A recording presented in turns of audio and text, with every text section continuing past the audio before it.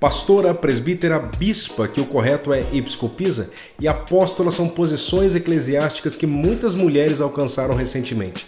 Mas o que a Bíblia diz sobre isso? Será que as mulheres podem exercer um ensino autoritativo sobre a igreja? Vem comigo porque o vídeo de hoje vai te colocar no devido lugar.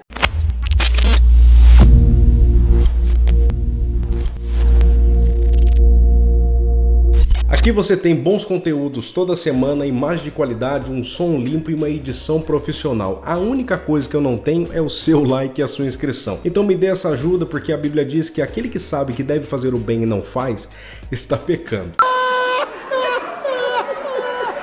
Já deixou o like? Já fez sua inscrição? Então vamos para o vídeo.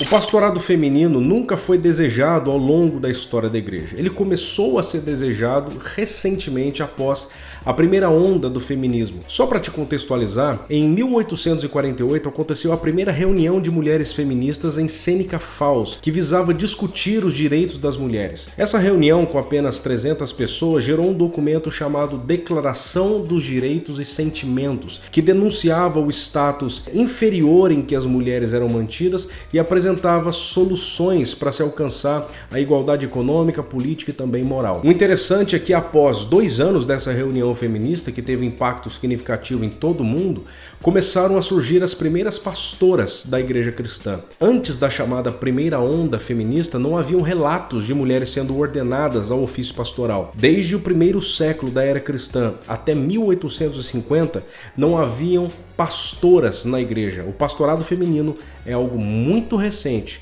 e fruto do feminismo. Já exposta a origem, vamos ver o que a Bíblia diz sobre esse assunto. Primeiro vamos começar no Antigo Testamento. A religião estabelecida por Deus no Antigo Testamento tinha como determinação divina homens da tribo de Levi como sacerdotes, como líderes da religião. Eram eles que ofereciam sacrifícios e eram eles que ensinavam a palavra de Deus. Desde o primeiro sacerdote até o último, todos foram homens, sem exceção. E no Novo Testamento, Jesus continua essa prática comum do Antigo Testamento, escolhendo 12 homens como apóstolos para serem o fundamento doutrinário da igreja. E Jesus não modifica essa estrutura, mesmo sabendo que essa modificação faria o cristianismo ser mais bem aceito pela sociedade, porque diferente do que muita gente pensa, todas as demais religiões do Antigo e Novo Testamento tinham mulheres na liderança, tinham suas sacerdotisas. Se Jesus quisesse que o cristianismo fosse bem aceito pela cultura, bastava ele ter escolhido algumas mulheres para o ofício apostólico, mas ele não faz. Jesus não havia sido influenciado pela cultura machista da época, como algumas pessoas dizem. Na verdade, ele estava indo contra a cultura do seu tempo, que colocava as mulheres na liderança das religiões. A nova aliança era o melhor meio para se quebrar padrões culturais machistas, se esse fosse o caso.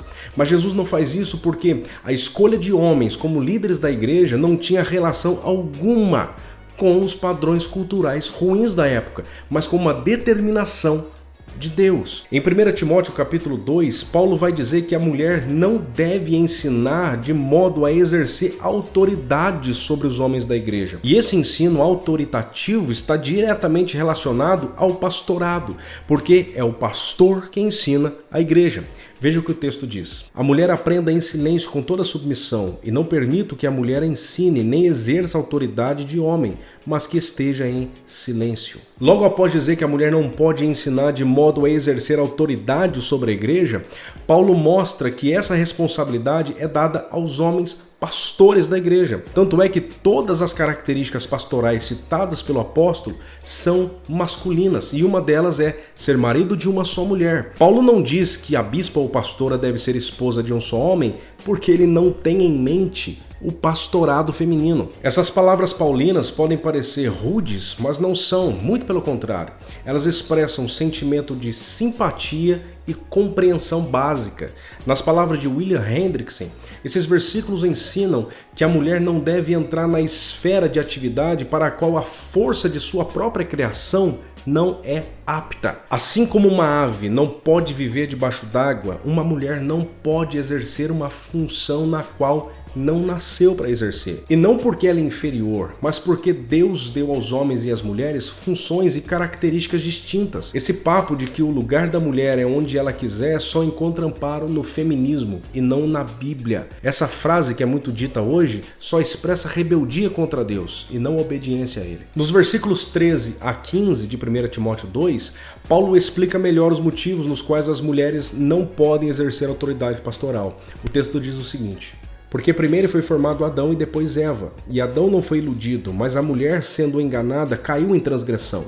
Mas ela será salva tendo filhos, se ela permanecer em fé, amor e santificação com bom senso. Paulo embasa essa proibição sobre duas doutrinas: a ordem da criação, quando diz que primeiro veio Adão e depois Eva, e a doutrina da queda, quando diz que Adão não foi enganado, mas Eva, sendo enganada, caiu em transgressão. E caiu em transgressão justamente por exercer autoridade sobre o homem. Ela recebeu o ensino do diabo, repassou ao seu marido que pecou. Paulo não está dizendo que essa proibição ocorre por razões culturais, mas por razões doutrinárias. O que o texto está dizendo é que na queda a mulher recebeu de Deus um juízo específico que a inutilizou como mestra da igreja, que a proibiu de aplicar um ensino autoritativo sobre a igreja, que não a deixa exercer autoridade espiritual sobre o rebanho de Deus. Mas o texto continua e diz que há um meio na qual as mulheres podem se salvar dos efeitos desse juízo, que é tendo filhos. A congregação da mulher são os seus filhos. É muito comum ver pastoras gastando todo o seu tempo com os trabalhos da igreja, enquanto seus filhos, que não foram ensinados como a Bíblia manda, estão perdidos no mundo. Se uma mulher não quer ensinar os seus filhos nos caminhos do Senhor, mas quer exercer o ofício pastoral, então essa mulher não quer obedecer a Deus. Ela apenas quer o palco para se aparecer. Ela não ama a obra, ela ama os holofotes. Então esse texto está dizendo que a mulher deve exercer um trabalho privado e familiar, enquanto o homem deve exercer uma função pública, ensinando a igreja. Essa é a estrutura que Deus organizou por causa da queda do homem e, em parte, por causa da criação do homem e da mulher, que são diferentes biologicamente. Eles possuem funções diferentes, não porque o homem é melhor, mas por causa do complementarismo. O homem e a mulher se complementam. Um paralelo com 1 Timóteo capítulo 2 é Coríntios capítulo 14, que diz o seguinte: as mulheres devem ficar em silêncio durante as reuniões na igreja, não devem tomar parte nas discussões, sejam submissas, tal como mandam as escrituras. Se tiverem questões a apresentar, que o façam aos seus maridos em casa. Não é próprio para as mulheres falar nos cultos da igreja. O silêncio que Paulo se refere nesse texto é o mesmo silêncio de Timóteo capítulo 2, que proíbe as mulheres de ensinar de modo a exercer autoridade sobre a igreja. Paulo não está falando sobre um silêncio absoluto, porque em 1 Coríntios capítulo 11, versículo 5, nós vemos que as mulheres eram autorizadas a orar e a profetizar em público na igreja. As mulheres falavam na igreja, podiam profetizar na igreja, oravam na igreja, mas no âmbito do culto, elas não podiam aplicar um ensino autoritativo, elas não podiam ter autoridade de pastor. Patrick, mas em Gálatas capítulo 3, versículo 28 diz que em Cristo não há homens e nem mulheres. Exato.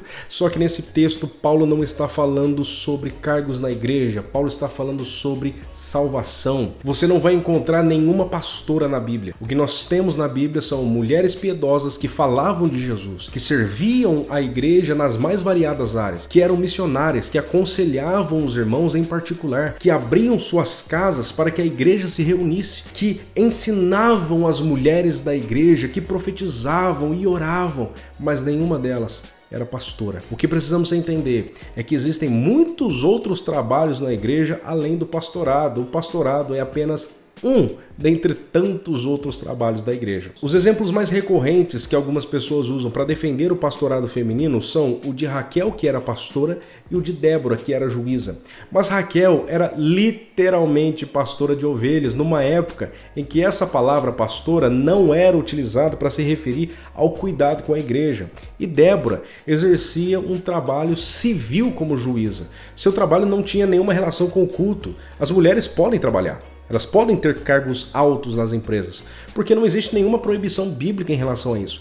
mas elas não podem ser pastoras. Elas podem exercer autoridade civil, mas não eclesiástica. É isso o que a Bíblia diz. Deus é o dono da igreja e ele tem todo o direito de estabelecer a melhor estrutura para ela. Toda mulher que está exercendo uma autoridade pastoral na igreja está em desobediência, em rebeldia e, obviamente, em pecado. Se você é uma pastora, eu vou te dar o mesmo conselho que eu dei aos apóstolos modernos em um dos meus vídeos. Renuncie esse ministério porque ele não é seu. Deus não te chamou para ser pastora. Seus dons e talentos, sua eloquência, seu conhecimento e sabedoria podem ser usados de outras formas, mas não como pastora. Se você é temente a Deus, obedeça o que ele diz em sua palavra. E o que você achou desse conteúdo? Você concorda? Você discorda? Deixa aqui nos comentários, eu gostaria de saber a sua opinião. Não se esqueça de deixar o seu like, fazer a sua inscrição. Que Deus te abençoe e até o próximo vídeo, se Deus assim permitir.